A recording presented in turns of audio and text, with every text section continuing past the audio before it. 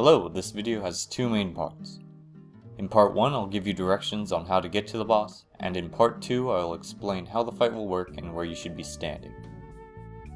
You can find the world boss Sanyel on the east side of the desert. The quickest way you can get to him is to teleport to this shrine near the desert dungeon and follow the wall on the left. If you are below level 12 and unable to make a portal, the safest way to get there is by taking the airship from High Step.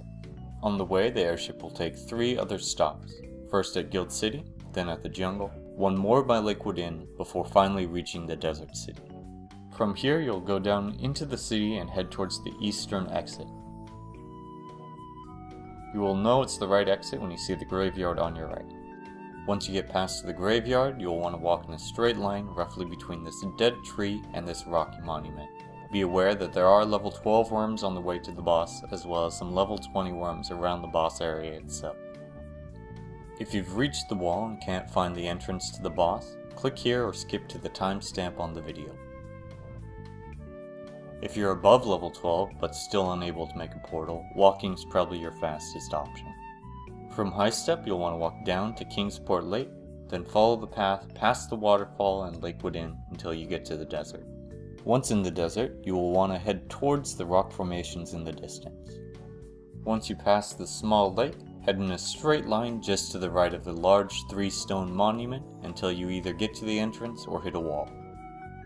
If you reach the wall, start walking in a direction. If you find an abandoned camp with a bunch of large red worms, you went too far right and will need to turn around.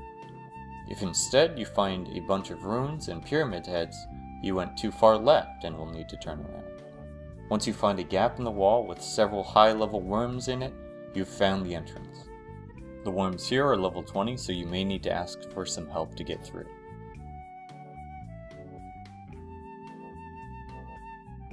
Before you start the fight, everyone needs to unequip their dragon, as they cause lag and may block shots.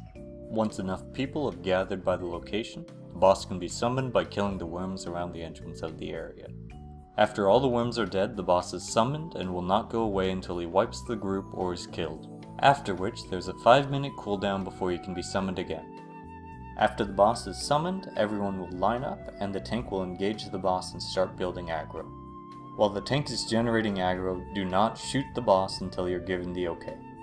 The fight starts off with the worm performing several small AoE attacks. After the third one, he'll do a large AoE that will hit everyone in the pit with a poison. At this point, the musketeers will use their decurse orbs.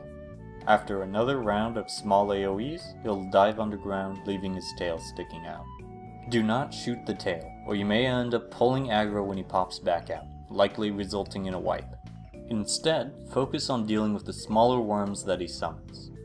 After he does come back up, finish with the adds and resume DPS. Repeat this until the fight is over. As for where you should be standing, if you're below level 18, the large AoE will likely kill you, so you'll need to stand beyond the edge of the pit for the majority of the fight. Once the boss gets to about half health, you'll want to move up and tap him to make sure you get a drop before retreating back to the outside of the pit. Ideally, you'll have a level 20 sticking behind with you to make sure you won't die to the small worms around the entrance of the pit. For those level 18 and above, if you're a ranger or a rune mage, you'll line up outside the range of the small AoE. If you're a musketeer, you'll want to be either in line or behind the DPS.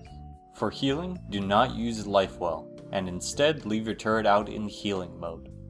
Warriors will either stand with the DPS to help clear adds, or by the main tank while the worm is underground. Since you only need one hit on the boss to get a drop, be sure to pop in and attack it with a few wound combos while the worm is above ground.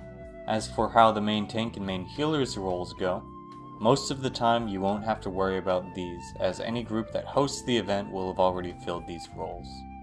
However, if you're running it on your own, you'll need a main tank to engage the boss and spam provokes to hold aggro.